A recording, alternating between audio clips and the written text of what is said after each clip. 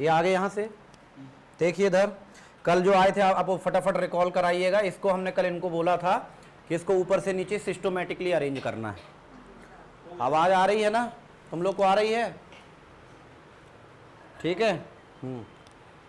ज़्यादातर आर्टिकल हो गए थे, 5 मिनट में इसको रिवाइज कराना, फिर अगला टॉपिक देखेंगे।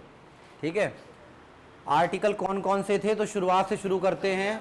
Article 15(4), article 16(4)A, article 16(4)B, article number 46, article number 164 clause 1, 164 clause 1, article number 244, 243 को तो हमने बोला था पंचायती राज में कवर करा देंगे। 244 का क्लॉज 1, 244 का क्लॉज 1 और फिर 244 का क्लॉज 2।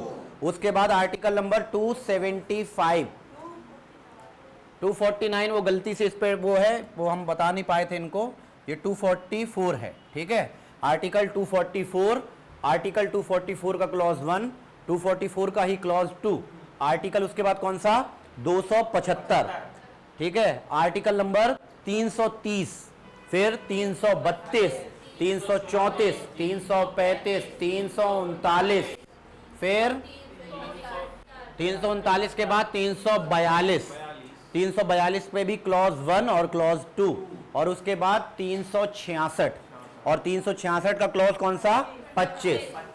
तो मतलब आर्टिकल 366 जो है वो बेस आर्टिकल हैं, जिसका मतलब इस पे SC ST के बारे में परिभाषाएं वगैरह दी गई हैं। 366 पे लिखा हुआ है। ठीक है, ये देखो हम आपको बता देते कि इन पे ध्यान मत देना, ये ऑनलाइन पढ़ाने का जो कि रिवाज है, इसलिए ये हमको इस पे भरोसा नहीं रहता है।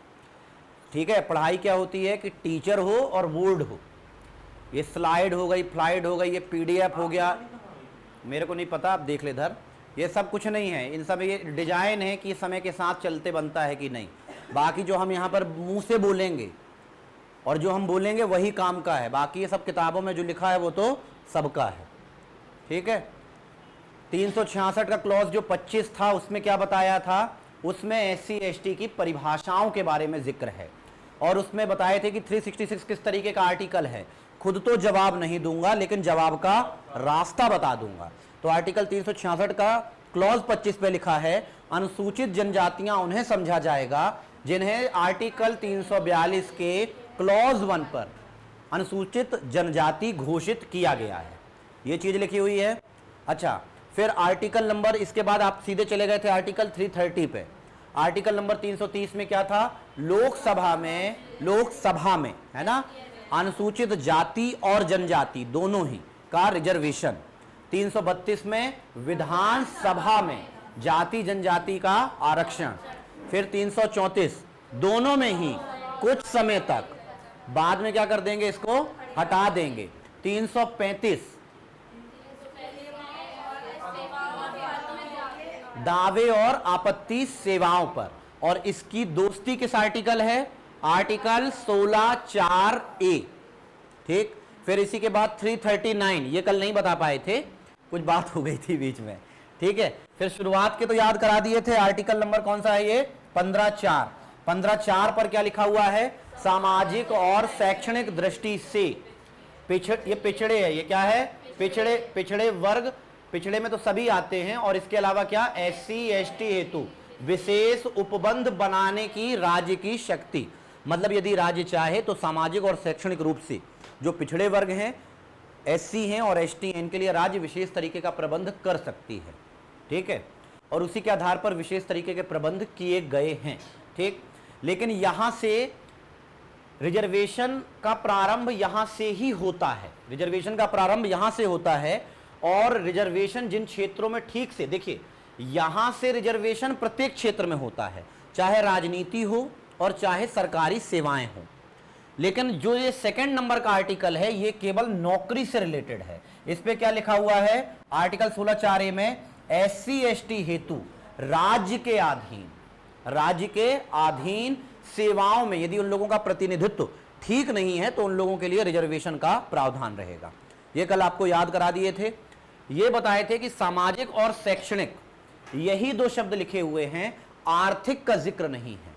इसलिए वर्तमान में जो सवर्ण वर्गों को ईडब्ल्यूएस के तहत आरक्षण दिया जा रहा है, उस तरीके के शब्द का इससे सीधा टकराव हो रहा है। फिर सुप्रीम कोर्ट ने एक टिप्पणी की और सुप्रीम कोर्ट की टिप्पणी के आधार पर ही ईडब्ल्यूएस को मान्यता मिली। 16(4)B लिखा हुआ है, एससी एसटी की रिक्तियों के बारे में एक शब्द बताए थे, बैकलॉग। तो वही है कि अगर इस बार में पोस्ट पूरी नहीं भर पाएंगी तो आने वाले सालों पे वो वाली पोस्ट उसी जाति के लिए रिजर्व रहेंगी और ऐड होकर के आएंगी, या तो सेपरेट वैकेंसी भी कई बार आयोजित हो जाती है कि उसमें कई बार रहता है कि एससी एसटी के ही पद हैं, जनरल और ओबीसी के तो पद ही नहीं है। उसमें अच्छे से हेडिंग पढ़ना चाहिए, लिखा रहेगा बैकलॉग भर्ती, ठीक है, तो वो आपके लिए थी ही नहीं, ठीक। फिर उसके बाद नेक्स्ट आर्टिकल कौन सा है, 46 पे है एससी एसटी दुर्बल वर्ग, एससी एसटी एवं दुर्बल वर्ग हेतु दो शब्द देखिएगा, एक तो लिखा हुआ है शिक्षा और दूसरा शब्द लिखा हुआ है अर्थ संबंधी। अर्थ का मतलब यहां पर क्या है, पैसे से। तो ये जो है ये मूलतः शिक्षा से रिलेटेड है, मूलतः शिक्षा से रिलेटेड है। लेकिन आप लोग देखते होंगे कई बार कि छात्रवृत्तियां मिलती हैं, स्कॉलरशिप मिलती हैं एससी और एसटी वर्ग को, ओबीसी वर्ग को भी मिल जाती है, जनरल वर्ग को नहीं मिलती, ठीक है। अब मिलने लगी है, ईडब्ल्यूएस के बाद अब मिलने लगी है। तो वो जो छात्रवृत्ति वाला सेवाओं का रिजर्वेशन तो कहां से क्लियर हो रहा है, 16(4)A से। लेकिन जो इनको स्कॉलरशिप वगैरह दी जा रही है, जैसे विकलांगों को अलग से दी जाती है, देना भी चाहिए, तो वो सारी चीजों का कहां से मतलब सूत्रपात हुआ है, वो है आर्टिकल नंबर 46, ठीक। उस पर लिखा हुआ है शिक्षा और अर्थ संबंधी, इसका प्रावधान करेगा राज्य। ये आर्टिकल पूरे रटा दिए थे, आज हम रिवाइज करा रहे हैं। 164 का क्लॉज 1, इस पर क्या क्या है कि जनजातीय कल्याण हेतु मंत्री होगा। पढ़ना आपको पहले ये है कि 164 में क्या है, एक जनजातियों के कल्याण के लिए मंत्री होगा। किन किन राज्यों के लिए, तो संविधान ने स्पेशली 4 राज्यों को बोला है। उन 4 राज्यों पर जनजातियों की आबादी ज्यादा है, तुलनात्मक रूप से ज्यादा है। पहला आपका स्टेट है एमपी, दूसरा स्टेट है सीजी, ये एक जमाने पर एक ही थे, एमपी और सीजी। और इसके अलावा 2 राज्य कौन कौन से हैं, उड़ीसा और झारखंड। तो ये 4 राज्य, ये प्रश्न बन सकता है आर्टिकल 164 के तहत जनजातीय कल्याण मंत्री निम्न में से किन किन राज्यों के लिए अनिवार्य है ना। तो या तो इसका उत्तर उपयुक्त सभी होगा, या तो इन चारों में कोई एक ऑप्शन देगा और आपको वो छांटना पड़ेगा, ठीक। तो एमपी, सीजी, उड़ीसा और झारखंड, उड़ीसा और झारखंड ये सब जनजातीय आबादी वाले राज्य हैं, शेड्यूल्ड ट्राइब पाई जाती हैं, ठीक है। तो ये 164 तक याद रहेगा। इसके बाद एक आर्टिकल है 243D, ये पंचायतों में आरक्षण से संबंधित है, इसको आप अभी स्किप कीजिए क्योंकि 243 के सभी क्लॉज हमको पढ़ाने हैं। फिर लिखा हुआ ये टी भी छोड़ दीजिए अभी आप, ये दोनों आर्टिकल 243 और DT इनको ऐसे ही पढ़ा जाता है एक साथ। DT एक रहता है ग्राम पंचायतों में आरक्षण और एक टी रहता है नगर पालिकाओं में आरक्षण एससी और एसटी के लिए। ओबीसी को आरक्षण नहीं है, ओबीसी को आरक्षण संविधान में नहीं है, अगर राज्य सरकार देना चाहे तो दे सकती है। जो ये दोनों आर्टिकल हैं आपको हम डिटेल में बताएंगे कि ये 73 और 74th अमेंडमेंट के थ्रू हुए हैं। और 73 और 74 नंबर के संविधान संशोधन में स्वराज वाला जो हमने शब्द इस्तेमाल किया था, तो स्वराज को, स्वयं के राज को धरातल में लाने के लिए गांव में भी एक छोटी सी सरकार बनेगी। ये 1993 के पहले नहीं बनती थी, कुछ राज्यों में बनती थी लेकिन अनिवार्य नहीं था कि बनाया जाए। 73 नंबर का अमेंडमेंट होता है, एक संविधान संशोधन होता है, और उसके बाद गांवों में ग्राम पंचायत और नगरों में नगर पंचायत, ये इस तरीके की सरकार बनाना अनिवार्य कर दिया गया। ये अनिवार्य प्रावधान है। और एक और अनिवार्य प्रावधान क्या है कि 33% महिला को आरक्षण देंगे, ये भी अनिवार्य प्रावधान है। लेकिन कुछ ऐच्छिक प्रावधान भी हैं। यदि मध्य प्रदेश की सरकार चाहे कि वो महिलाओं को 33% से ज्यादा आरक्षण देना चाहती है तो दे सकती है। देखिए, अनिवार्य प्रावधान है कि कम से कम 33% तो देना ही है, इससे ज्यादा देना है तो दिया जा सकता है। मध्य प्रदेश सरकार ने शायद 50% रिजर्वेशन दे दिया है। एससी एसटी को तो रिजर्वेशन देना ही है, लेकिन ओबीसी को देना हो तो दो, नहीं देना तो नहीं दो। ये राज्य के ऊपर, स्टेट के ऊपर, प्रांत के ऊपर ये निर्भर करता है। मध्य प्रदेश की सरकार ने शायद ओबीसी के लिए भी रिजर्वेशन का प्रावधान रखा हुआ है। ऐसे अलग अलग राज्य अलग अलग तरीके से करते हैं। तो 73वें संविधान संशोधन को ऐसे ही पढ़ा जाता है, अनिवार्य प्रावधान, ऐच्छिक प्रावधान। उसमें ही 243 में पूरा आर्टिकल है, A B C D E F G H I G पूरा O तक है, फिर उसके बाद और आगे तक है। उसमें D नंबर का आर्टिकल और T नंबर का आर्टिकल SC ST से रिलेटेड है, और वो SC ST को आरक्षण देता है ग्राम पंचायत में और नगरीय पंचायत में।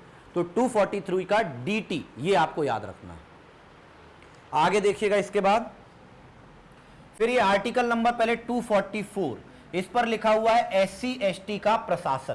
क्या लिखा हुआ है? SC ST का प्रशासन, SC ST क्षेत्रों का प्रशासन। सही क्या है? SC ST क्षेत्रों का। आप देखिए, उसके पहले आप मेरे को बताइए कि 5वीं अनुसूची और 6वीं अनुसूची पढ़ाई थी। 6वीं अनुसूची में 4 राज्य, पहले 6वीं पढ़ाई थी, फिर 5वीं पढ़ाई थी। 6वीं में क्या क्या थे? असम, मेघालय, मिजोरम और त्रिपुरा। इन 4 राज्यों में किस तरीके का प्रशासन रहेगा, इसका प्रावधान किसमें है? अनुसूची नंबर 5 पे। और इसके अतिरिक्त जितने भी जनजातीय क्षेत्र हैं, इसके अतिरिक्त, ये मैं अभी मत लिखो, मैं पूरा का पूरा अभी PDF आपको भेज दूंगा, आराम से इसको याद कर लो, पूरा PDF दे देंगे हम। फिर उसके बाद क्या है? अनुसूची नंबर 6।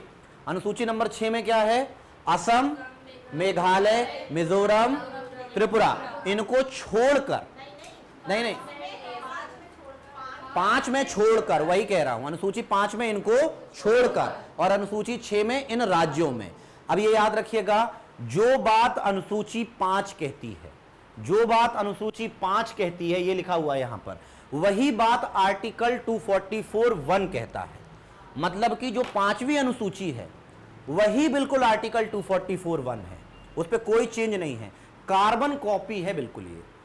ठीक है, तो 244(1) बोलें या 5वीं अनुसूची बोलें, कुछ भी नहीं बदलेगा कि इन 4 राज्यों के अतिरिक्त अन्य राज्यों में SC ST का प्रशासन। जो अनुसूची 6 है वही का वही क्या है? आर्टिकल नंबर 244 का क्लॉज 2, इस पर वही लिखा है, असम, मेघालय, त्रिपुरा, मिजोरम क्षेत्रों में प्रशासन।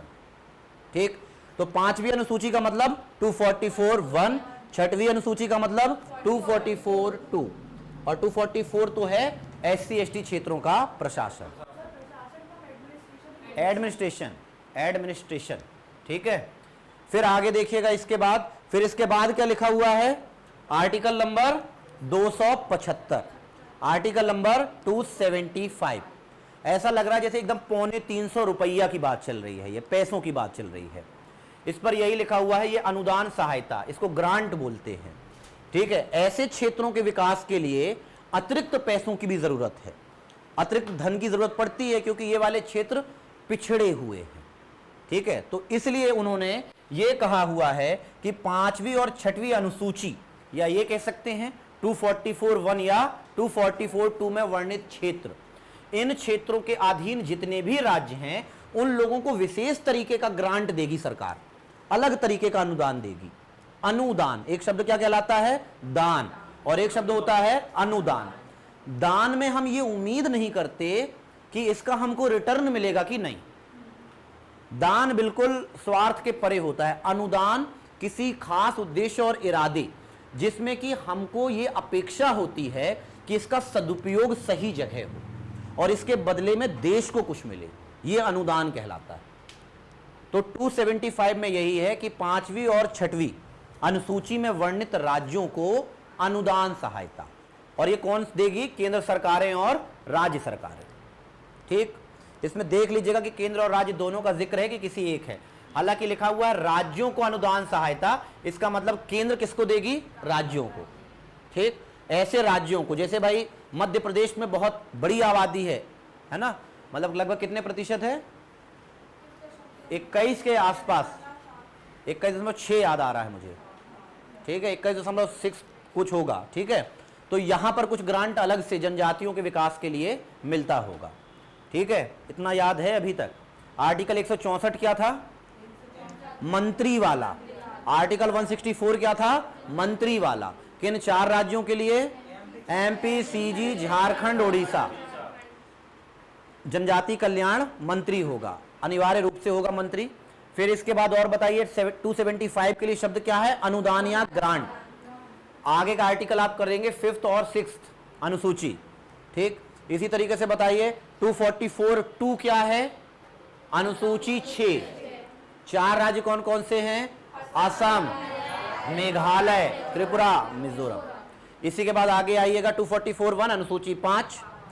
फिर उसके बाद बताइए आर्टिकल 46, इस पे क्या लिखा हुआ है, SC ST दुर्बल वर्ग भी ले लिया गया है। दुर्बल वर्ग का मतलब वही है जो सबल नहीं है। दुर्बल की परिभाषा क्या होती है, जो सबल नहीं है वही दुर्बल है। सबल का मतलब जो परिवर्तन को आसानी से डील कर ले, वो सबल है। ऊंचाई से कूदना है, आप लोग कूद जाओगे, हैंडीकैप्ड आसानी से नहीं कूद पाएगा। तो जो सशक्त नहीं है वही निशक्त है, जो सबल नहीं है वही दुर्बल है।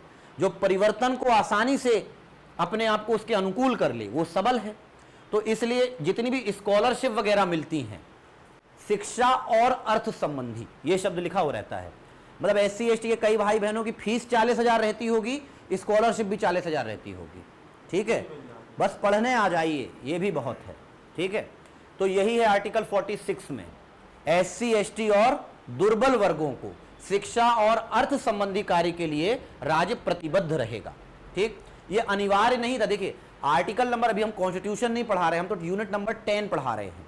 कॉन्स्टिट्यूशन पढ़ाते तो इसमें बहुत डिटेल में बात करते कि आर्टिकल 46 क्या है, ये DPSP में रखा गया है, इसको फंडामेंटल राइट में भी तो रख सकते थे।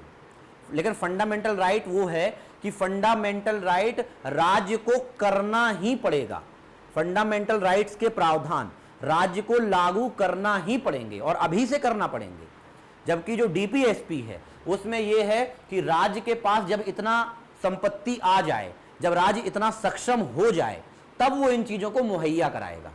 जब 1950 में कॉन्स्टिट्यूशन बना था तो 250-300 सालों की गुलामी के बाद बना था। हम लोगों के देश के हालात अच्छे नहीं थे, बहुत कम पैसा था। तो ये सारी स्कॉलरशिप वगैरह अगर हम फंडामेंटल राइट में रख देते तो राज्य देता कहां से। पहली और दूसरी पंचवर्षीय योजना के बाद तो उद्योगों की स्थापना हुई, ठीक है। तो ये याद रखना है आपको कि आर्टिकल नंबर जो 46 है, कॉन्स्टिट्यूशन को हम अलग ही रखेंगे। अगर इस पे कॉन्स्टिट्यूशन में आ गए ना तो ये फंसा देंगे कि आर्टिकल 3-3 घंटा खा जाएंगे, ठीक है। आर्टिकल नंबर 275 में क्या है, अनुदान सहायता।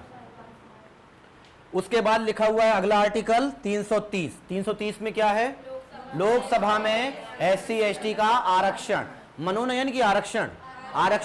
वहां पर आप बचकर के विकल्प देखिएगा, एक सा दिखता है सब, मनोनयन, आरक्षण, कुछ भी बहुत अच्छे से दोनों शब्द ढूंढने हैं चारों विकल्पों में। कहां लिखा है लोकसभा और कहां पर लिखा है आरक्षण, और तब जाकर के उत्तर सॉल्व करना है, ठीक है। वहां लोकसभा, राज्यसभा, विधानसभा, विधान परिषद, आरक्षण, मनोनयन, पर्यवेक्षण, अधीक्षण, सब एक से दिखते हैं एग्जाम हॉल में। इन्हीं को सिली मिस्टेक्स कहा जाता है कि आपने शब्दों को तो पढ़ा नहीं, अक्षरों को तो पढ़ा नहीं और वाक्य पढ़ के उत्तर करके आ गए। फिर क्या है उसके बाद आर्टिकल नंबर 332, इस पर क्या है, राज्यों की विधानसभा में SC ST सीटों का आरक्षण। 334 में यह लिखा था कि ये जो हम आरक्षण दे रहे हैं ऊपर वाले 330 और 332 वाले, ये हम जो दोनों आरक्षण दे रहे हैं, ये आरक्षण तब तक के लिए दे रहे हैं जब तक कि SC ST वाले लोग शामिल नहीं हो जा रहे हैं। जब भविष्य में इन लोगों का रेशियो ठीक ठाक हो जाएगा तो हम इस आरक्षण को कम कर देंगे। तो यही लिखा हुआ है कि लोकसभा और विधानसभा में SC ST आरक्षण कुछ समय पश्चात नहीं रह जाएगा। हालांकि ऐसा नहीं है, अभी भी बरकरार है। हर अमेंडमेंट के बाद इसको 10-10 साल के लिए बढ़ा दिया जाता है, परेशान नहीं होना, ठीक है। तो कुछ समय के लिए बढ़ा दिया जाता है, बढ़ाते रहा जाएगा ये आने वाले, अभी कम से कम 60-70 साल, 80 साल, 100 साल तक, जब तक तुम्हारा जीवन है तब तक तो बढ़ाते रहेंगे, ठीक है। आगे देखिए, तो 330, 332, 334, 335। 335 क्या बोले थे, article number 16(4)(a), article number 16(4)(a, और आर्टिकल नंबर 335 वही है, सेवाओं और पदों के लिए SC ST के दावे, ठीक है। रिलेट करते चलना है आपस में, ठीक है। 244(1) 5वीं अनुसूची, 244(2) 6वीं अनुसूची, आर्टिकल नंबर 335 और आर्टिकल नंबर 16(4)(a) एक ही तरीके की बात है। ये नहीं बताए थे कल आर्टिकल 339, अच्छा ये बताए थे संघ का नियंत्रण। ये क्या है, संघ का नियंत्रण। बताए थे कि अगर इस तरीके की परिस्थितियां रहें कि पंजाब में अभी अलग सत्ता, अलग राजनीतिक दल की सरकार है और केंद्र में अलग दल की सरकार है, अगर केंद्र कोई अनुदान, कोई ग्रांट, वहां पर तो एससी का प्रतिशत ज्यादा है जनसंख्या का, अगर कोई अनुदान देती है कौन या कोई योजना चलाती है तो पंजाब की सरकार को वो लागू करना ही पड़ेगा, क्योंकि अगर एससी एसटी से संबंधित कोई कल्याणकारी कार्यक्रम है तो उसमें राज्य की सरकार से ज्यादा पावर किसके पास है? केंद्र की सरकार के पास, संघ का नियंत्रण। ठीक है, कल इसमें बात कर लिए थे। आगे देखिएगा, इसके बाद आर्टिकल नंबर 342(1) लिखा हुआ है। आर्टिकल 342(1) इसको पैदा कौन कर रहा है? 366। तो देखिए, जब ये टॉपिक पढ़ाएंगे जनजातियां, ठीक है, तो जनजातियों का मतलब क्या है, जनजातियां क्या हैं, तो इसके लिए संविधान का कॉन्स्टिट्यूशन नंबर कौन सा खोलो? 366।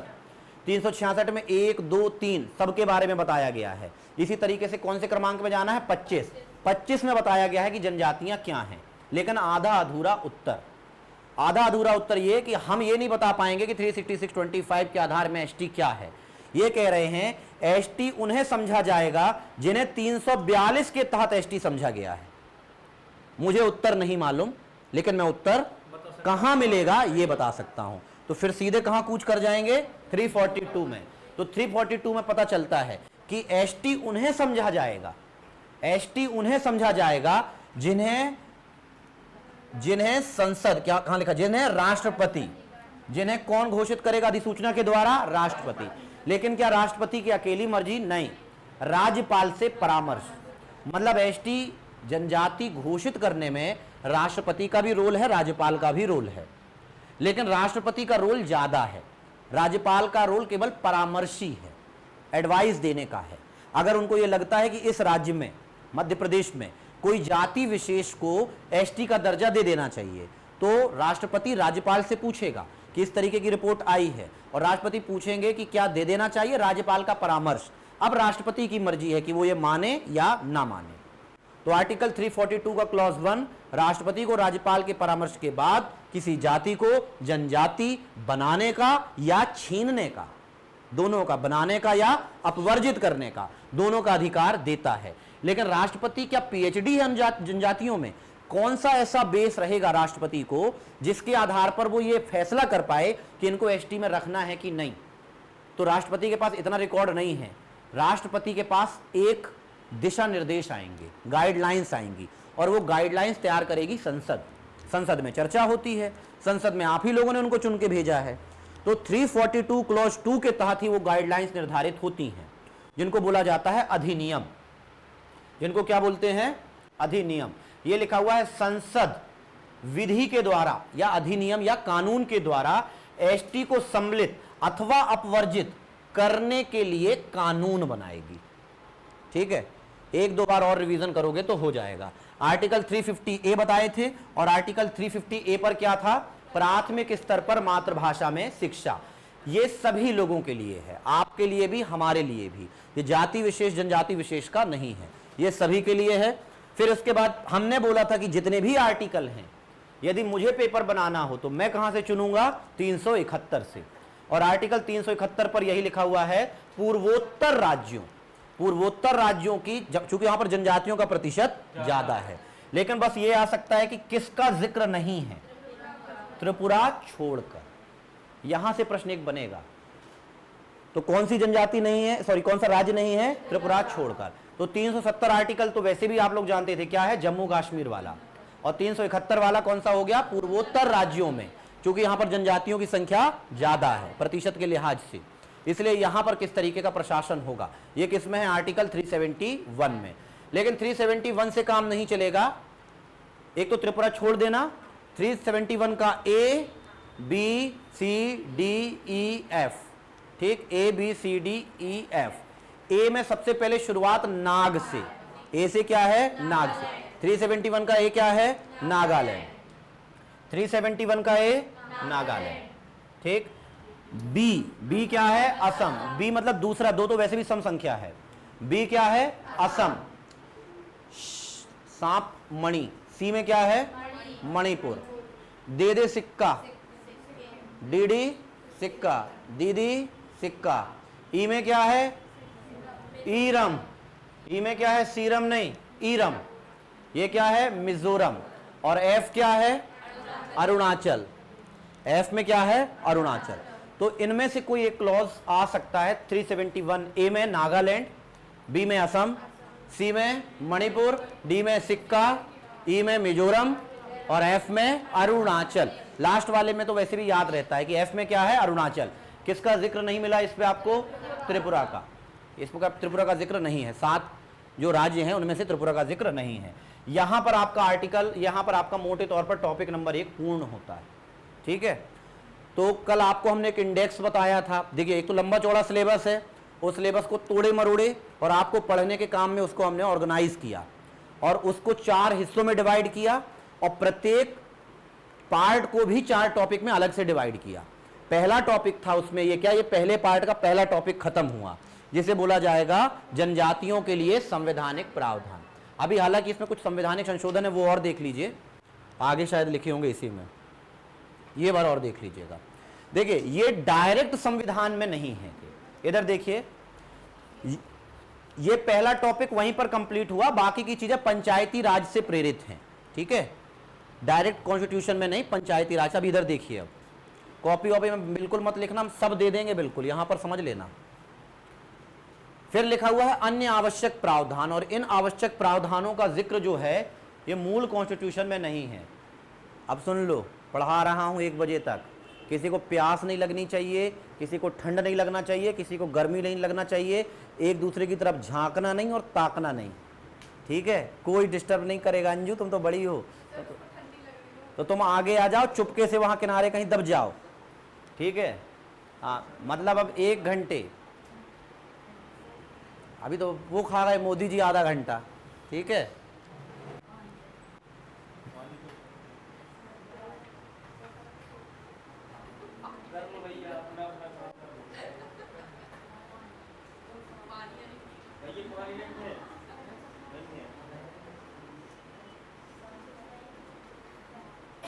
कहाँ से पढ़ा दें, बिल्कुल कूदे तो जाते हैं ये लोग, जल मछली। आगे देखो, अब आगे देख,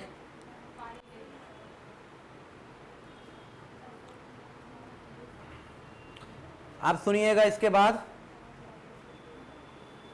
कुछ चीजें ऐसी हैं जो संविधान में डायरेक्ट वर्णित नहीं है, लेकिन संविधान से प्रेरित है।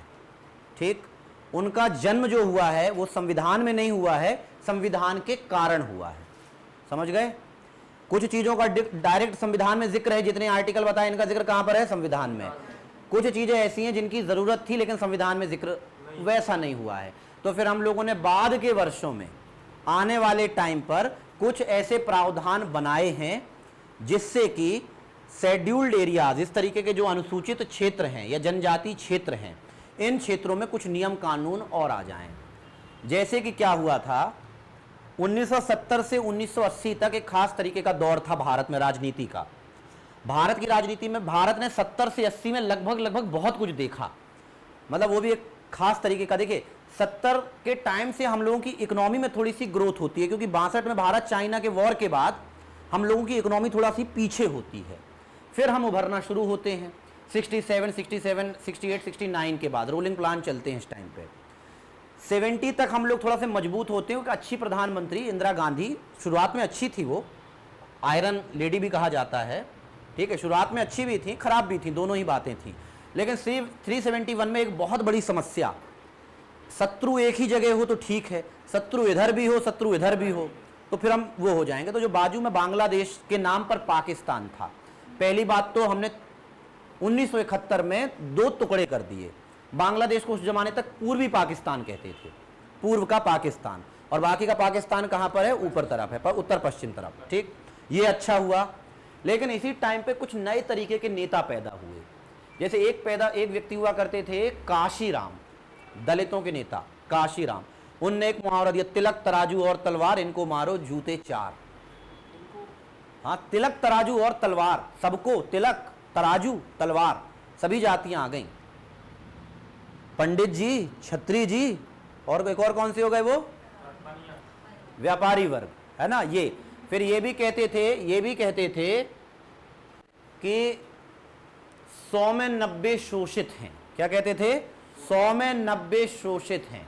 मतलब जब हम लोग 100 हैं और 100 में हम लोगों में 90 शोषित हैं, इसलिए उन्होंने कहा इसलिए इस राजपाट में 90 भाग हमारा है, इस तरीके का।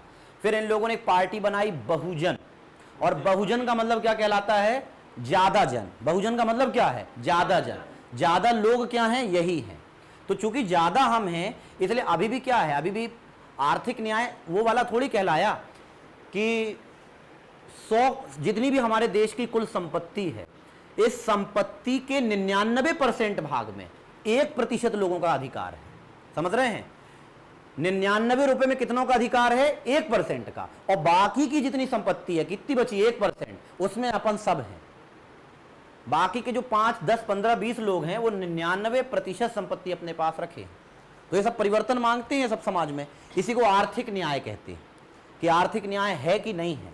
ठीक, तो अभी भी देखिए ना कि अभी भी मतलब ये जो अपन अनाज वगैरह देते हैं राशन मूल्य से, 80 करोड़ लोगों को खाना देती है सरकार। कितनों को?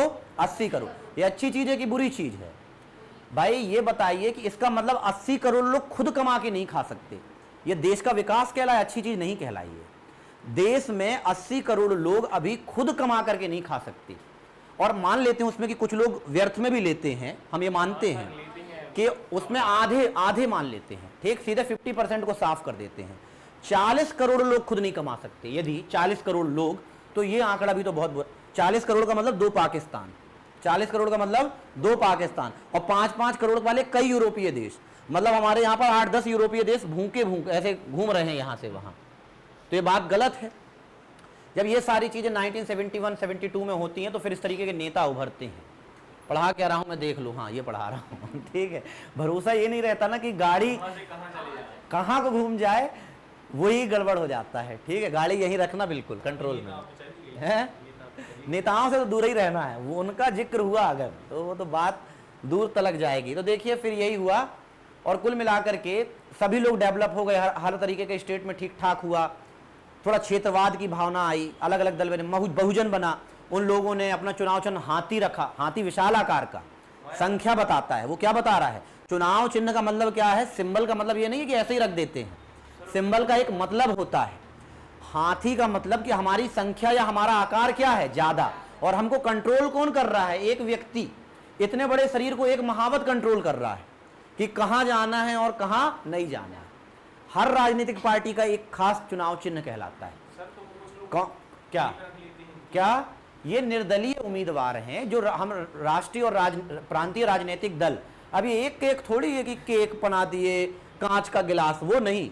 ये जो राजनीतिक दल जो चुनाव चिन्ह मांगते हैं, भाई जैसे चुनाव चिन्ह मांगा जाता है, चुनाव आयोग जैसे मान लेते हैं हम निर्दलीय चुनाव चिन्ह लेंगे, निर्दलीय चुनाव चिन्ह अगर हम लड़ेंगे तो चुनाव चिन्ह के लिए हमसे वो बोलेंगे कि आप बताइए अपने 5-7 विकल्प, दे देंगे। हम क्या मांग सकते हैं? जैसे हम कलम मांग सकते हैं, किताब मांग सकते हैं। ठीक है, लेकिन किताब और कलम किसी और व्यक्ति ने मांगा है तो लॉटरी उठे, नहीं, फिर लॉटरी उठेगी। यदि तुमने भी, इसने भी पेन मांग लिया, हमने भी चुनाव चिन्ह पेन मांगा है, तो फिर क्या होगा? लॉटरी उठेगी, और लॉटरी के तहत बांट दिया जाएगा। लेकिन हमसे एक नहीं मांगा जाएगा, हमसे कितने मांगे जाएंगे? 7-8, तो फिर हमको दूसरे नंबर का अलॉट कर दिया जाएगा। लेकिन हम अपने हिसाब का ही ना चुनाव चिन्ह देंगे। हाँ, कोई अपना चुनाव चिन्ह जूता थोड़ी रखेंगे, जूता, सिगरेट, ये चुनाव चिन्ह थोड़ी ना रख देंगे। भाई चुनाव चिन्ह तो वही रखेंगे ना जिसमें हमारे अंदर के भाव प्रकट हों। ठीक है, जैसे हंसिया, मार्क्सवादी पार्टी का क्या है? हंसिया। हंसिया का मतलब वो लोग लाल सलाम वाले हैं, वो लोग थोड़े से मार्क्सवादी क्रांति से प्रेरित हैं, तो वो लोग चुनाव चिन्ह क्या रखते हैं? हंसिया। नक्सलवाद अलग है, मार्क्सवाद अलग है, अंतर है। बच्चे हो, माओवाद, मार्क्सवाद, नक्सलवाद, सारे वाद अलग हैं, सब वाद अलग हैं, सब में अंतर है। ठीक, तो ये लोगों ने क्या कर दिया? हंसिया। और हंसिया का मतलब वही है, उनका सिंबल क्या है? काटना, छांटना। कई लोग उसको किसानों से रिलेट करते हैं कि कटाई के लिए लग रहा है, लेकिन उससे वो नहीं है। सबका अपना अपना रहता है। ठीक है, कांग्रेस पार्टी ने क्या रखा हुआ है? पंजा। उनका मतलब क्या है कि समाज में 5 उंगलियां बराबर नहीं है, लेकिन मुट्ठी तभी बंधेगी जब सब क्या रहेंगे? एक साथ रहेंगे। ये इस तरीके का वो है, पता नहीं क्या सोच है, हमें तो नहीं लगता कि ऐसा कुछ रहता होगा। वो तो हम राजनीति विज्ञान के स्टूडेंट हैं इसलिए बता रहे हैं। आगे देखो, अब ये पढ़ाना है हमको, वहां से बाहर निकल जाएं। ठीक है, पॉलिटी पढ़ाने में मेरे को डर बहुत लगता है। कारण क्या है, ये साल खा जाएगी पूरा और होगा कुछ नहीं, चर्चाएं और चर्चाएं। इधर देखिए, पेशा एक्ट है ये कोई। 1993 में पंचायती राज अधिनियम लागू होता है। तारीख हमने क्या बताई, 24 अप्रैल। 24 अप्रैल 1973, वो भी एक बड़ा दिन है, संविधान को बचाया गया था। केशवानंद भारती का मामला, केशवानंद भारती और केरल राज्य के बीच में मामला आया था, जिसमें केशवानंद, इंदिरा गांधी जी ने जब संविधान को बदलने की कोशिश की थी तो केशवानंद भारती एक व्यक्ति हुआ करते थे, उन्होंने सुप्रीम कोर्ट में याचिका दाखिल की थी और फिर यह फैसला दिया था कोर्ट ने कि संविधान से बड़ा कोई नहीं है और संसद और सरकार कोई भी कानून बनाए और कार्यपालिका कोई भी कानून लागू करे, हम ये देखेंगे कि वो संविधान के विरुद्ध ना हो। ठीक है, 7-6 के बहुमत के साथ, शायद सीकरी साहब जज थे, तब ये वाला वाद आया था और उस दिन संविधान बच गया था। नहीं 2-4-5 साल और खेल होता तो संविधान क्या रहता, जैसे शायद व्लादिमीर पुतिन ने या चीन में ये वाला है, जब तक हम जिंदा रहेंगे तब तक हम ही प्रधानमंत्री रहेंगे। अगर यही संविधान में लिख जाए तो क्या कर लोगे?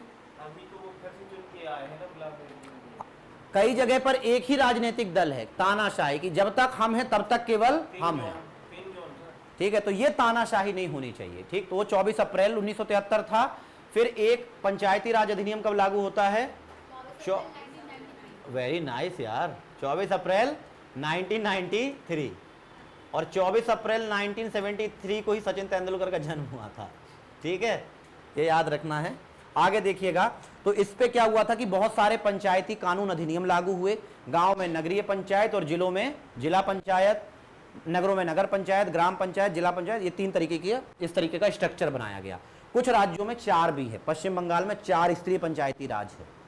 एक शब्द याद, पता नहीं कौन सा तथ्य एग्जाम में टकरा रहा है, सुनना बहुत गहराई से, है ना। पश्चिम बंगाल में क्या है? 4 स्तरीय पंचायती राज। वहां पर एक और अलग से स्तर है, पंचायती राज पढ़ाएंगे तो बता देंगे। फिर क्या हुआ 1993 में कि ये लगा कि देखिए पंचायती राज अधिनियम में क्या है, ग्राम सभा के पास अधिकार है। ग्राम सभा का मतलब क्या होता है कि मेरा जैसे कोई गांव है, उस गांव में 18 पार के जितने भी व्यक्ति हैं जो वोट डाल सकते हैं वो सभी ग्राम सभा में हैं। यही लोग चुनते हैं अपने यहाँ के पंच और अपने यहाँ के सरपंच। इनका चुनाव प्रत्यक्ष, सरपंच का चुनाव कैसा होता है? प्रत्यक्ष, वोट डालते हो। सरपंच को क्या करते हो? आप ही लोग वोट डालोगे। उप सरपंच अप्रत्यक्ष होता है, पंचों के द्वारा बनता है। और सरपंच के लिए क्या रहता है? आप वोट डालते हो। समझ गए? तो इसका मतलब ये हुआ कि जब इस तरीके के प्रावधान 1993 में लागू हुए तो ये कुछ राज्यों में उस तरीके से लागू नहीं हो पाए जहां पर लागू होने थे। जैसे कि जंगल को लेकर के फॉरेस्ट विभाग जिम्मेदार है पूरे तरीके से, फॉरेस्ट विभाग ही जंगलों के लिए जिम्मेदार है। लेकिन जनजातियों का पेट तो जंगल की उपज से ही भरता है और जंगल की उपज, वो जंगलों की देखरेख भी करते हैं, वो लोग प्रकृति पूजक भी होते हैं। उनके बराबर वो कभी नुकसान नहीं पहुंचाएंगे पेड़ पौधों को, नुकसान ये शहरी लोग पहुंचाएंगे। तो फिर क्या किया गया कि ये कोशिश की गई कि देखिए पंचायत के प्रोविजन तो वहां पर लागू हैं, लेकिन इन लोगों को जल, जंगल और जमीन, ये 3 शब्द एक साथ बोले जाते हैं, जल, जंगल, जमीन। जल का मतलब निकट का कोई पानी की जगह है, शहर से तो दूर है। जमीन का मतलब जहां वो रह रहे हैं, और अगर वहां से वो हट जाएंगे ना तो कहीं रहेंगे भी नहीं। और जंगल क्या कहलाया? उनके पास का चारों ओर का आवरण। तो जल, जंगल और जमीन के लिए इन लोगों को अलग से कुछ राइट दिए गए, विशेष अधिकार दिए गए कि फॉरेस्ट डिपार्टमेंट भले ही है लेकिन पहले वहां के मालिक कौन हो? आप, क्योंकि आप ही लोगों को हम सुरक्षा की जिम्मेदारी दे देंगे। तो कुछ पंचायती राज के प्रावधान थे, उनको और विस्तारित कर दिया गया और वहां की जनजातियों को जल, जंगल, जमीन के लिए कुछ एक्स्ट्रा प्रावधान और दे दिए गए, अधिक शक्तियां या आधिकारिक शक्तियां और सौंप दी गईं। इस तरीके का अधिनियम 1993 के 3 साल के बाद केंद्र सरकार लागू करती है। तारीख इसमें नहीं लिखी हुई है लेकिन मुझे याद आ रही है तारीख की, इसकी तारीख भी तो है 24, इसकी तारीख क्या है? 24, लेकिन महीना है दिसंबर। महीना क्या है? दिसंबर 1996। पेशा एक्ट नहीं लिखा है? अरे लिखा है, अरे लिखा, अरे ऐसे कैसे नहीं लिखा? क्या है? 24 दिसंबर 1996। ये याद रखिएगा इस तारीख को। इस तारीख को केंद्र सरकार पेशा एक्ट लागू करती है अब ये पूरे देश में लागू करने में थोड़ा सा प्रॉब्लम हो जाता। पूरे देश में लागू करते तो कुछ जगह एसटी संपन्न, कुछ जगह नहीं है, कुछ जगह एसटी शहरों में है। राजस्थान में मीणा समाज आरक्षण लेता है। किसी जात जनजाति में टिप्पणी हमको करना चाहिए क्या? रिकॉर्ड हो रही, नहीं करना चाहिए ठीक है, लेकिन वो लोग संपन्न तबके से आते हैं, उनमें से बहुत सारे लोग क्या हैं? संपन्न। आईएएस की लिस्ट आएगी, देख लेना, कम से कम 20 मीणा मिलेंगे तुमको, 20-30 मीणा मिल जाएंगे हर साल, 20-30 मीणा ही मीणा। ठीक है, अब हम ये कह रहे हैं कि 1996 में क्या हुआ कि पेसा एक्ट आया, और इसका फुल फॉर्म सुन लीजिएगा। पेसा एक्ट आपको समझ में वहीं पर आ जाएगा, ये लिखा हुआ है provision of panchayat to scheduled areas, मतलब कि पंचायतों के प्रावधानों को शेड्यूल्ड एरिया मतलब अनुसूचित क्षेत्रों में कठोरता के साथ लागू करना, जिसके मुख्य 3 आधार हैं, जल, जंगल, जमीन। मेंस का उत्तर ऐसा ही लिखा जाता है जैसा हमने बोला है ना, कि इसको आप वैसा भी लिख सकते हैं, प्रोविजन ऐसा भी लिख देंगे ना अगर मेंस में देवनागरी लिपि में तो भी चलेगा, प्रोविजन ऑफ पंचायत। इस पी से 2 अर्थ निकल रहे हैं, इस पी से क्या क्या निकल रहा है? प्रोविजन भी और पंचायत भी, डबल पी नहीं है, एक ही पी से 2 पी। कौन सा अलंकार? यमक की श्लेष? यमक। तो पहले पी का मतलब क्या है? प्रोविजन, और दूसरे पी का, दूसरा पी तो है ही नहीं है, एक उत्प्रेक्षा अलंकार भी होता है। ठीक है, अब देखिएगा, पहले पी का प्रोविजन और दूसरे पी का पंचायत। ई का क्या है? एक्सटेंशन। एक्सटेंशन का मतलब विस्तारित। शेड्यूल्ड एरिया का मतलब अनुसूचित क्षेत्र। अब सुन लीजिएगा, एक नया शब्द मिला आपके लिए, अनुसूचित क्षेत्र। अनुसूचित क्षेत्र क्या कहलाता है? ऐसा क्षेत्र जिसे आर्टिकल 244 में जिक्र कर दिया गया है और जहां पर जनजातियों की संख्या ज्यादा है, जनजातियों की आबादी ज्यादा है। तो आर्टिकल 244 के तहत घोषित किए गए वो क्षेत्र जहां पर जनजातियों की आबादी ज्यादा है, उसे हम कहेंगे आज से अधुसूचित क्षेत्र, शेड्यूल्ड एरियाज। ठीक, तो ये पेशा है। पेशा लाया क्यों गया था? पंचायतों के प्रावधानों को अधुसूचित क्षेत्रों में और कठोरता से लागू करना, विशेषतः उन राज्यों में जहां पर की आबादी ज्यादा है, एसटी की। ठीक, मुख्य आधार क्या है? 3। पहला क्या है? जल, दूसरा जंगल, तीसरा क्या है? जमीन। ये उद्देश्य लिखा हुआ प्राकृतिक संसाधनों के संबंध में। जल क्या है? प्राकृतिक। जंगल क्या है? प्राकृतिक। जमीन क्या है? प्राकृतिक। अब ये हमने नहीं बनाई है, नहीं तो हम इस पर प्राकृतिक संसाधनों की जगह सीधे क्या लिखते? जल, जंगल, जमीन में उस राज्यों की जहां पर एसटी की आबादी ज्यादा है, वहां की ग्राम सभा को सशक्त बनाना, राज्यों से पहले उनको पावर दे देना, यह कहलाता है पेशा। मध्य प्रदेश में अभी लागू हुआ है ये कुछ समय पहले। द्रौपदी मुर्मू साहिबा खुद आई थी, राष्ट्रपति महोदया। कहां से लागू हुआ था ये? शहडोल से। शहडोल का कोई ब्लॉक भी था? जिला ही था। ठीक है, तो ये एमपी में अभी लागू हुआ, ये आ सकता है इसी बार के पेपर में। ठीक है, शहडोल। जो इसमें नहीं लिखा है वो भर कॉपी में लिख लीजिएगा, बाकी अभी हम आपको भिजवा देंगे ये। ठीक है, तो ये शहडोल में, और इसके लिए खुद राष्ट्रपति ही आई थी ना। हाँ, द्रौपदी, ठीक लिखा है द्रौपदी, द्रौपदी मुर्मू। ठीक, ये आई थी। तारीख क्या थी? 15 नवंबर 2022। 15 नवंबर एक खास तारीख है, इसको कौन सा बोला जाता है? जनजातीय गौरव दिवस। क्या हुआ था इस दिन? बिरसा मुंडा का जन्मोत्सव।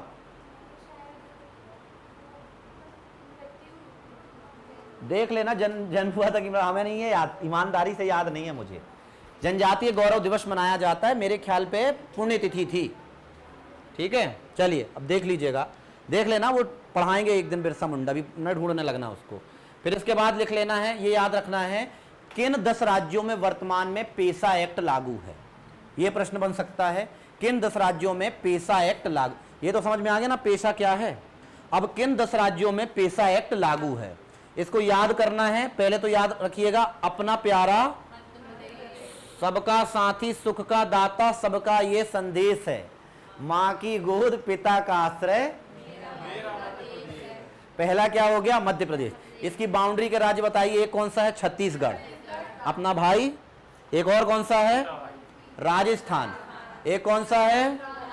गुजरात। एक कौन सा है? महाराष्ट्र। उतने राज्यों में कोई सबरे कवर है कि कोई छूट गया है? गुजरात नहीं है क्या? गुजरात है, गुजरात है, महाराष्ट्र है, मध्य प्रदेश है, राजस्थान है, छत्तीसगढ़ को चेक कर लीजिएगा, बस छत्तीसगढ़ को चेक कर लीजिएगा। ठीक है, मैंने देखा नहीं है। पेशा एक्ट सीजी में शायद लागू होने की स्थिति में है, अभी लागू हुआ नहीं है। ठीक है, तो ये 4 राज्य याद रखना है, ये तो आपके ही हैं। और इसके बाद बाकी के ये 3 राज्य अच्छे से देख लीजिएगा। एक क्या है? हिमाचल, आंध्र, तेलंगाना। हिमाचल, आंध्र, तो कितने राज्य हो गए? 7 राज्य। एक राज्य कोई और है, कोई एक राज्य और है, 8 होना चाहिए। पेशा एक्ट वाले 8 राज्य। कल से मैं थोड़ा सा देख के आया करूंगा। आदिवासियों का बाहुल्य हो, आबादी ज्यादा हो। सीजी है ना? सीजी है, लिख दें। गलत लिखवाएगी तो उसको नाम याद कर लेना उसका। अगला कौन सा है? सीजी है। हाँ बस, तो पीआईबी की साइट में तो कोई दिक्कत ही नहीं है। तो ये कितने राज्य हो गए? 5। एक अपने और बाकी पूरे पड़ोसी, और इसके अलावा 3 और। कौन कौन से हैं? हिमाचल, आंध्र प्रदेश, तेलंगाना। ये याद करो जरा अच्छे से, हिमाचल, आंध्र, तेलंगाना। 20 मिनट 20 सेकंड का समय इसी को दो। हिमाचल, आंध्र, तेलंगाना। बाकी के 5 और तो आप बता ही दोगे। राजस्थान, महाराष्ट्र, एमपी, छत्तीसगढ़। टोटल कितने राज्य हो गए? 8। ठीक है, अभी पेपर तक पता नहीं एक आध राज्य में कोई और भी ना आ जाए। ठीक है, अभी तो फिलहाल कितने हैं? 8 राज्य। पेशा एक्ट कितने राज्यों में लागू है, किन राज्यों में लागू नहीं है? पेशा एक्ट बन जाएगा। पेशा एक्ट का सवाल, हाँ पेशा एक्ट लागू किया गया था, इधर देखो, हाँ ठीक है, हमसे पेशा एक्ट एक समिति की सिफारिश पर लागू किया गया था, भूरिया समिति। शायद इनका पूरा नाम दिलीप सिंह भूरिया था। क्या नाम था? दिलीप सिंह भूरिया। तो ये नाम भी थोड़ा सा याद करिएगा। तो 2 ही तो नाम हो गए। लागू करवाने वाली कौन है? द्रौपदी मुर्मू। और भूरिया साहब का पूरा नाम क्या है? दिलीप सिंह भूरिया। भूरिया समिति। एमपी की तारीख क्या है? 15 नवंबर 2022। जबकि देश में इस कानून की तारीख क्या है? 24 दिसंबर 1996। 24 अप्रैल क्या है? पंचायती राज की तारीख। 24 अप्रैल क्या है? केशवानंद भारती की तारीख। आधारभूत ढांचे का सिद्धांत, बेसिक स्ट्रक्चर ऑफ कॉन्स्टिट्यूशन दिया गया था, वो कॉन्स्टिट्यूशन है। इससे कोई क्वेश्चन आएगा तो आ सकता है, आ सकता है इससे क्वेश्चन, बार बार कह रहे हैं। ठीक है, आगे देख लें। अब जनजातीय सलाहकार परिषदें होती हैं कुछ अलग से प्रशासन को संभालने के लिए, और इसका भी उल्लेख होता है आर्टिकल नंबर, इसके पहले ये देख लीजिएगा, उसका भी उल्लेख आर्टिकल नंबर कहां पर लिखा हुआ है? 244(1) में। आर्टिकल 244(1) का मतलब 5वीं, आर्टिकल 244(1) का मतलब 5वीं अनुसूची। तो उन्होंने ये कहा है, ये भाग 10 में है, ये संविधान का मामला है कि ये आर्टिकल किस भाग में आता है। तो जितने भी, कितने भाग हैं? 22 भाग में जो 10वां भाग है, उस 10वें भाग का ये मतलब उसका हिस्सा है ये। अभी आप ये छोड़ दो भाग 10, आप तो ये याद रख लो फिलहाल। अब ठीक है, अब क्या लिखा है उसमें? केवल आर्टिकल नंबर 244 क्लॉज 1 के तहत अगला शब्द क्या है? राज्यपाल। अभी तक 342 में क्या पढ़े थे? राष्ट्रपति। तो एसटी घोषित करने या ना करने का अधिकार किसके पास है? राष्ट्रपति। परामर्श किससे? राज्यपाल के पास। लेकिन जनजातियों के लिए एक परिषद होती है जिसका नाम क्या होता है? जनजातीय सलाहकार परिषद। इसके लिए ताकत किसके पास है? राज्यपाल के पास। ये कंफ्यूजन होता है, इसके पास ताकत किसके पास है? राज्यपाल के पास। लेकिन इसको अनदेखा कभी नहीं कर सकता है राज्यपाल। तो ये क्या रहेगा? राष्ट्रपति की सहमति। मतलब भूमिका थोड़ी सी बदल गई। यहां पर क्या है? राज्यपाल। अच्छा, राष्ट्रपति से कभी राज्यपाल परामर्श नहीं ले सकता, कि परामर्श ले सकता है, पूछ सकता है। परामर्श तो ऐसा टेक्निकल शब्द है कि परामर्श तो ले सकता है। ठीक है, अपने से बड़े व्यक्ति से परामर्श तो बिल्कुल ले सकते हैं, लेकिन ज्यादा बेहतर क्या है? सहमति। अगर वो सहमत है तो फिर सब कुछ सही है। तो यही लिखा हुआ है कि एक राज्य के राज्यपाल के द्वारा एक है ना वैधानिक, वैधानिक का मतलब ये होता है कानूनी तौर पर, जिसके पास कानूनी शक्तियां भी हों, एक जनजातीय सलाहकार परिषद होगी। मतलब कि जैसे मध्य प्रदेश एक राज्य है, मध्य प्रदेश में जनजातियां ज्यादा हैं, इसलिए तो इस यूनिट को शामिल किया है, और इसलिए मध्य प्रदेश में भी एक जनजातीय सलाहकार परिषद होगी, जिसका गठन कौन करेगा? किसकी सहमति से? राष्ट्रपति की सहमति से।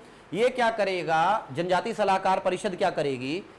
जितने भी तरीके के जनजातीय विकास खंड हैं या जहां पर जनजातियों की आबादी ज्यादा है, उन लोगों के लिए सरकार को, उस मंत्रालय को, उससे संबंधित अनुसूचित जाति विभाग को रिपोर्ट भेजेगी, सलाह भेजेगी और ये बताएगी कि किस चीज की जरूरत है और किस चीज की जरूरत नहीं है।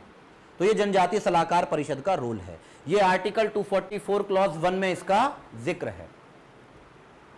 ये फिर से बोल दे रहे हैं, राज्यपाल राष्ट्रपति की सहमति से। फिर आगे लिखा हुआ इसका स्वरूप क्या है? वैधानिक। इसका स्वरूप क्या है? वैधानिक। एक शब्द होता है संवैधानिक, संवैधानिक और वैधानिक। फिर आगे लिखा हुआ है राष्ट्रपति की सहमति से। पहली बार गठन 1950 में हुआ था, अपने यहां पर नहीं हुआ था मध्य प्रदेश में, ये किसी राज्य में हुआ होगा, लिखा नहीं है, मुझे भी अभी मौके में याद नहीं है। तो पहली बार इसका गठन कब हुआ था? 1950 में। बाकी इसका लिखा हुआ है प्रत्येक राज्य में संरचना भिन्न भिन्न होती है किंतु स्थापना अनिवार्य है। प्रत्येक राज्य में ऐसे केवल 10 राज्य हैं, लेकिन ऐसे राज्य कितने हैं? केवल 10। तो प्रत्येक 10 राज्य में संरचना भिन्न भिन्न हो सकती है, लेकिन स्थापना अनिवार्य रहेगी। तो एक सवाल तो ये, पहला सवाल ये, 5वीं अनुसूची पे कितने राज्यों का जिक्र है? 6वीं अनुसूची में कितने राज्यों का जिक्र है? वहां पर राज्य याद रखना पड़ेंगे। 6वीं अनुसूची में 4, असम, मेघालय, मिजोरम, त्रिपुरा, एक वहां फंसेगा। फिर आर्टिकल 371 में किनका किनका जिक्र है? त्रिपुरा को छोड़ करके पूरे राज्य, पूर्वोत्तर वाले पूरे राज्य, ठीक है। फिर इसके बाद निम्न में से कितने राज्यों में पेशा एक्ट लागू है? फिर गड़बड़ होगा तो एमपी और उसके पड़ोसी राज्य प्लस तेलंगाना, आंध्रा और हिमाचल। फिर इसके बाद एक और प्रश्न, निम्न में से किन किन राज्यों में जनजातीय सलाहकार परिषद है? तो इनकी संख्या कितनी है? 10। एक प्रश्न और, कितने राज्यों में अनिवार्यता आर्टिकल 164(1) के तहत जनजातीय कल्याण मंत्री होगा? और इसमें कितने हैं? 4। कौन कौन से 4 हैं वो? तो जब आप रिवीजन कर रहे होंगे तो रिवीजन के क्रम पे कहां, देखिए रिवीजन का मतलब ये नहीं होता कि फिर शुरू से कर देंगे। हेडिंग यूनिट 10 जनजातीय संबंधित प्रावधान आर्टिकल 15(4), ये नहीं, आप खुद पता है आपको कि आपको क्या याद नहीं है। तो सबसे पहले इन्हीं से देखिए कि आर्टिकल 164 के पूरे राज्य देखूं, पेशा के राज्य देखूं, ऐसे पढ़ाई की जाती है, तब बात बनती है। समझ गई तुम? आगे देखो इसके बाद, प्रत्येक राज्य में, ये मैम लिखा है, प्रत्येक राज्य में संरचना भिन्न भिन्न किंतु स्थापना क्या है? अनिवार्य। आपको किससे मतलब है? संरचना किसकी संरचना से मतलब है? एमपी की, एमपी की संरचना से मतलब है आपको, ठीक है। मध्य प्रदेश, प्रश्न का फॉर्मेट रहेगा, मध्य प्रदेश जनजातीय सलाहकार परिषद में कितने सदस्य होते हैं? सदस्य संख्या कितनी है? 1 अध्यक्ष, 19 सदस्य, ये याद रहेगा। जनजातीय सलाहकार परिषद मध्य प्रदेश में 20 सदस्य हैं, 1 अध्यक्ष, 19 सदस्य। लेकिन देखिएगा इसका अध्यक्ष कौन रहेगा? और मुख्यमंत्री किसी भी जाति का हो सकता है, मुख्यमंत्री किसी भी जाति का हो सकता है। यदि मैं एक तर्क दूं कि जनजातीय सलाहकार परिषद में गैर जनजाति व्यक्ति भी शामिल हो सकता है, यह कथन सही है कि गलत है? बिल्कुल सही है। अभी भी मोहन यादव ओबीसी जाति से होंगे, लेकिन उस जनजातीय सलाहकार परिषद के अध्यक्ष क्या हैं? मोहन यादव। नोट लिखा हुआ है, एक नोट, तो ये नोट इसमें नहीं लिखा है, आप लोगों को दिमाग में सेट कर लेना चाहिए एक ही बार में। जनजातीय सलाहकार परिषद में गैर जनजातीय सदस्य भी शामिल हो सकते हैं। संख्या हालांकि जनजातीय सदस्यों की रहेगी, ठीक है, ज्यादा। फिर लिखा हुआ है 3/4 सदस्य। 20 का 3/4 कितना होता है? 15। अरे इतना भी नहीं बनता क्या?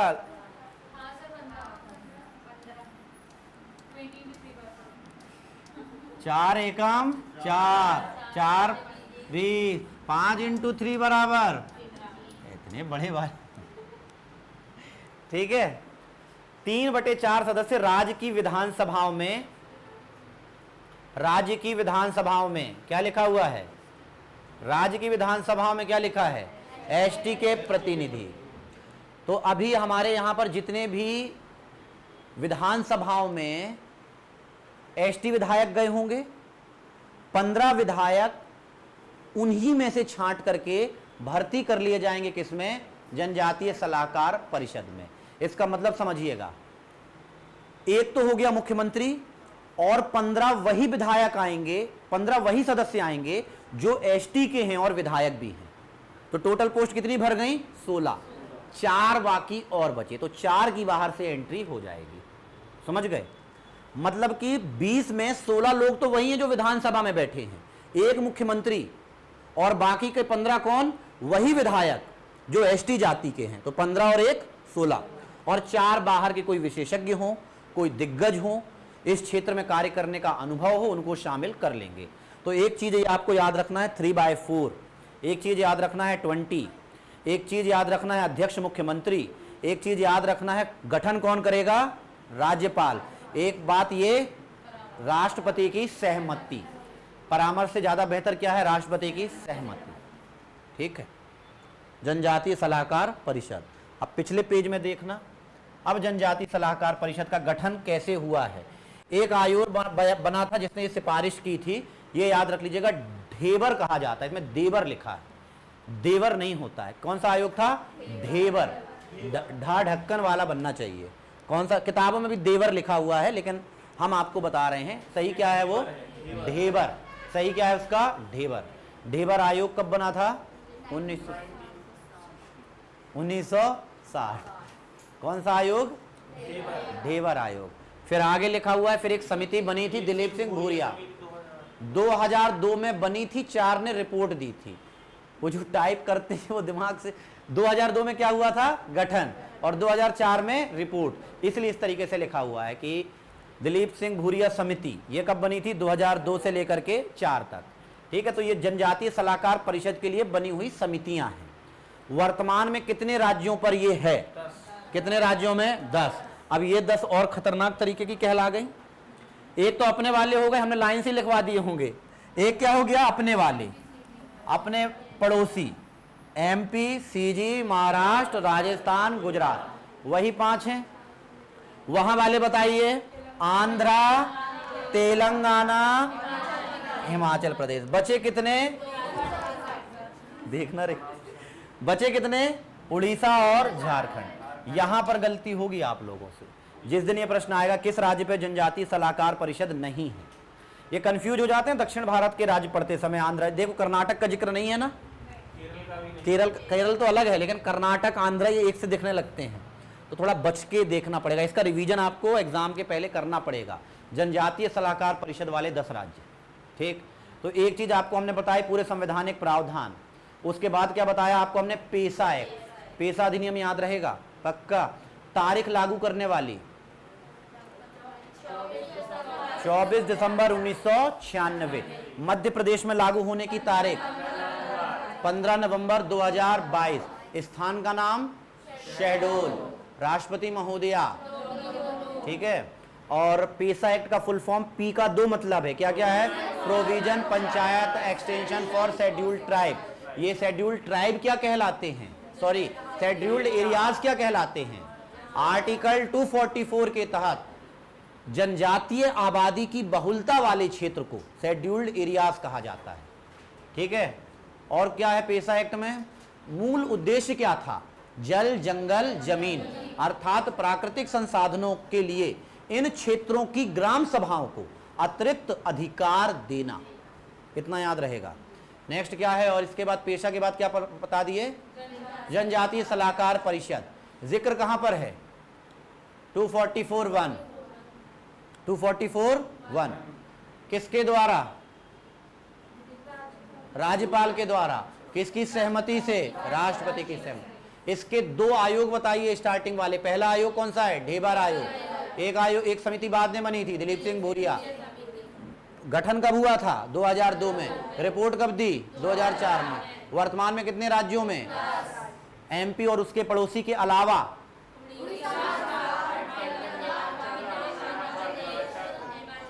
हिमाचल, ठीक है, ये याद रहेगा।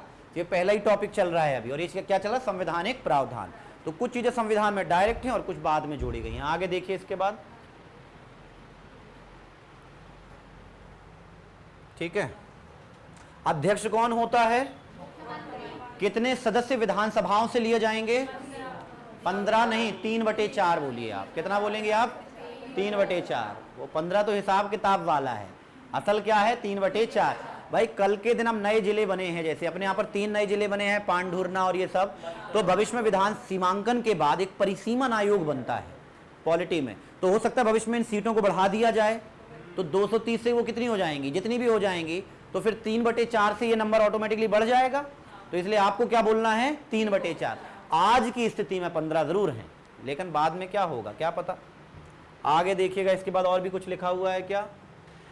हाँ, ये याद रखिएगा, आर्टिकल 244 क्लॉज 4 क्या कह रहा है कि जनजातीय सलाहकार परिषद माहौल बनाने के लिए नहीं, काम करने के लिए बनाई गई है। काहे के लिए? काम करने के लिए। साथ में ये लोग बैठक करेंगे। एक साल में कितनी बार अनिवार्य बैठक करेंगे? कम से कम लिखा है, रोज करना हो तो रोज कर लो, लेकिन इतना ही एहसान कर दो कि साल में एक बार तो बैठ जाओ। रोज करने में बंदिश नहीं है, एक बार करने की बाध्यता है, ठीक है। तो आर्टिकल 244 क्लॉज 4 यही कहीं से प्रश्न टकराने वाला है, बिल्कुल तय मान लीजिए, ठीक है। अध्यक्षता बैठक की, इस वाले फैक्ट को अभी थोड़ा छोड़िएगा, ये थोड़ा गड़बड़ लग रहा है मुझे। अध्यक्षता राज्यपाल, क्योंकि चूंकि उस जनजातीय सलाहकार परिषद, अच्छा ऐसा हो सकता है, इस वाले फैक्ट को अभी आपके लिए थोड़ी देर के लिए हमने क्या कर दिया? हाइड कर दिया, आपको नहीं देखना जब तक कि हम इसको अभी क्लियर करके आपको ना दें। हम टाइप हम नहीं कर सकते ना कि हम टाइप भी करवाएं, नहीं तो अब तो बेहोश होके। आगे देखिएगा, ये वाली लाइन आ गई कि गैर जनजाति सदस्यों का भी समावेश किया गया है, ठीक। फिर आपको कुछ संविधान संशोधन याद करने हैं। एक संविधान कौन सा है? 82वां संविधान संशोधन। एक संविधान संशोधन कौन सा है? ये फिर गलत लिखा है, ये है आर्टिकल 334। ये क्या है? आर्टिकल नंबर 334, ठीक है। मैं ये एडिट करके ही भिजवाऊंगा आप लोगों को, अभी आप लोग को डायरेक्ट नहीं भिजवाऊंगा, शाम तक भिजवाऊंगा, ठीक है। ये जितनी जगह गलती हुई है, हालांकि आप लोग को याद रहेगा, लेकिन मैं एडिट करके ही डलवाऊंगा इसको। एक संविधान संशोधन कौन सा है? 82वां। दूसरा कौन सा है? 104वां। 82वां, 104वां, 82 बार बोलो, 82वां। 82 टाइम्स 82, 82 और 104। 82वां संविधान संशोधन कब हुआ था? सन 2000 में। 104वां कब हुआ है? ये भी आ सकते हैं दोनों के दोनों। 82वां कब हुआ है? सन 2000। 82वां कब हुआ है? सन 2000। हाँ, 82वां कब हुआ? अरे बेटा, तो ये ही एसटी से रिलेटेड है ना।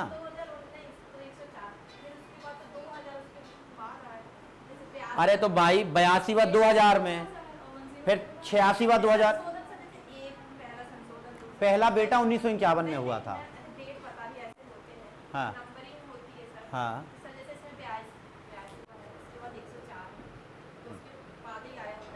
हाँ। तो 2000 देखिए, 82 के बाद 83 हुआ। मैं आपका प्रश्न समझ गया, बस 1 मिनट का समय देना बस। 82 के बाद गिनती क्या आएगी? 83, 84, 85, 86, तब 104वीं। सन 2000 के बाद गिनती क्या आएगी? 2001, 2002, 2003, 2004, 5, 6, 7, 8। मतलब 82वां से लेकर के 104वां तक होने में 2000 से कैलेंडर बदल चुका था। क्या हो चुका था? 2019। समझ पा रहे हैं? मतलब उसके बीच में संशोधन अरे खूब हुए होंगे। एसटी से रिलेटेड यही है। एसटी से रिलेटेड संशोधन कौन है? ये हैं। तू समझ गया ना? आप समझी कि नहीं? नहीं समझ में आ तो मेरी जवाबदारी है आपको समझाना। बताओ ना क्या दिक्कत है? और कुछ आ गया? कॉन्स्टिट्यूशन पढ़ाएंगे हम, ठीक है।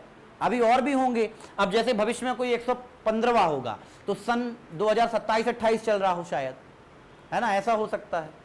क्या रखा है इसमें? पहला 1951 में हुआ था, ठीक है। 82वां संविधान संशोधन का क्या जिक्र है? आर्टिकल 335 से रिलेटेड।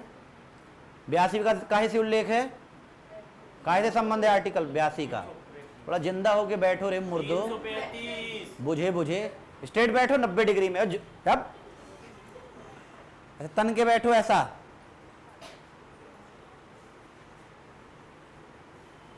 अब तेजी से ऐसे फ्यूज बल्ब हैं। वो डिम लाइट आ गई। इधर देखो अब, हाँ नलायको। 82वां संविधान संशोधन 2000 काहे से रिलेटेड है? Article 335, article 335। लेकिन इसके बाद में जो लेटेस्ट आर्टिकल संविधान संशोधन वाला 104वां, वो किससे रिलेटेड है? 334, 334 से। वो 334 से हमने बोला था ना कि वो 334 में क्या था कि लोकसभा विधानसभा में जो सीटों का आरक्षण है ये कुछ समय के बाद खत्म किया जा सकता है, लेकिन अभी इस स्थिति में नहीं पहुंचे हैं कि खत्म कर देंगे। तो ये लिखा हुआ है कि आर्टिकल 334 हेतु लोकसभा विधानसभा में SC ST सीटों के आरक्षण में 10 वर्ष की वृद्धि। समझ गए? तो 2019 में वृद्धि हुई है, अब जब तक के लिए हुई हो 10 वर्ष के लिए और एक्सटेंड कर दिया गया है। 10 साल बाद फिर क्या रहेगा? एक और संविधान संशोधन मिलेगा, 10 साल और वृद्धि। इसको हमको बार बार रिन्यू करते चलना है, तो 10-10 साल की वृद्धि करेंगे। जबकि 82वां संविधान संशोधन में क्या है? आर्टिकल 335 के तहत SC ST को सिलेक्शन, नियुक्ति, प्रमोशन में अर्हक अंक में मूल्यांकन मानों को घटाने में उपलब्ध कर सकेगी। ये देखिएगा इसका मतलब क्या है। आर्टिकल 335 के तहत देखिए, आर्टिकल 16(4)A के तहत उन लोगों को मिलता है रिजर्वेशन। ठीक, उनको क्या मिल रहा है? रिजर्वेशन सेवाओं में। वो एक नियम है, उसका इंप्लीमेंटेशन होता है आर्टिकल 335 में कि किस तरीके से SC ST को आरक्षण देना है और उनको नौकरियों में शामिल करना है। तो एक तरीका तो ये है कि उन लोग को डायरेक्ट भर्ती कर लो, लेकिन ऐसा तो पॉसिबल नहीं है, उनकी भी आबादी खासी है।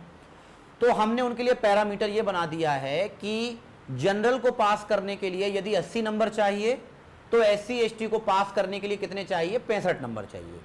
जैसे 40% और 30% PSC लेकर के चलती है। तो ये जो सारी चीजें हैं शुल्क तक में छूट रहती है। 500 रुपए का फॉर्म उनका भरेगा, 250 रुपए का फॉर्म उनका भरेगा, या महिलाओं को छूट और दे दी जाएगी। तो ये सारी चीजें जो ये सिलेक्शन और प्रमोशन को लेकर के जो ये सरकार प्रावधान करती है, ये किस आर्टिकल के तहत करती है? वो आर्टिकल 16(4)A के तहत नहीं करती, वो आर्टिकल 335 के तहत करती है। और 335 में अभी और अमेंडमेंट हुआ है। इसमें लिखा हुआ है मूल्यांकन या मानक को घटाने में उपलब्ध कर सकेगी। मतलब आपको जो प्रश्न आएगा वो केवल इतना आएगा, 82वां संविधान संशोधन सन 2000 किससे संबंधित है? आपको उत्तर देना है आर्टिकल 335 के तहत SC ST लोगों की नियुक्ति और प्रमोशन के संबंध में। एक और आर्टिकल 104वां 2019 काहे से रिलेटेड है? आर्टिकल नंबर 334 लोकसभा और विधानसभा में आरक्षण हेतु 10 वर्ष की अतिरिक्त वृद्धि। मुझे लगता है इसके बाद अगली बटन दबाऊंगा तो कुछ नहीं आएगा, क्योंकि इसके बाद कुछ बचा ही नहीं। क्या पता हो खुल्या सिम सिम, खुल्या सिम सिम अब नहीं है। अब इसके बाद क्या है? ये नेक्स्ट टॉपिक। तो इतना याद हो गया आप लोग को? 5 मिनट में क्वेश्चन की बौछार कर दें? ऐसे कैसे नहीं हुआ? ऐसे कैसे याद नहीं होगा? आपको पता नहीं है लेकिन आपको याद है। हम बता रहे हैं ना, आपको याद है। आपको पता नहीं है लेकिन आपको याद है। ठीक है, तुम ही बताओ, देवर आयोग कब बना था? जल्दी बताओ, देवर आयोग कब बना था? अरे बेटा, अब भी तो पढ़ाते जा रहे हैं, तुम बताओ बेटा। 1960 में बना था। दिलीप सिंह भूरिया समिति? Very good. क्यों नहीं है? एक ही समय सबको डिलीवर कर रहे हैं। अब तुम कितना ध्यान लगाए हो तुम्हारे ऊपर है। तुम बताना बेटा पीछे से, पेशा एक्ट के बारे में क्या जानती हो तुम? किस तारीख को लागू हुआ था?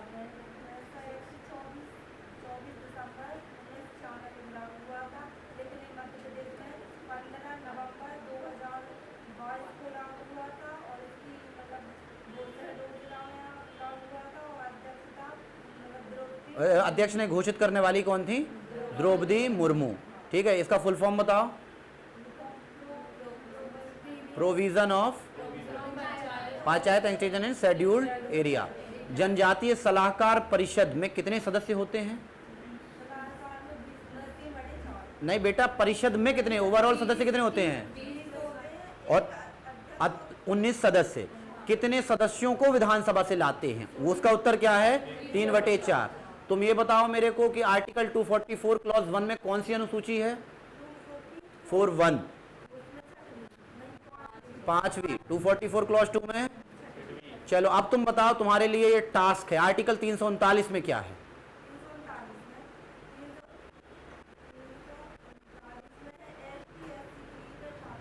कैसा वाला प्रशासन? तो बताओ, तुम बता पा रही हो, मैं भाव समझ रहा हूं।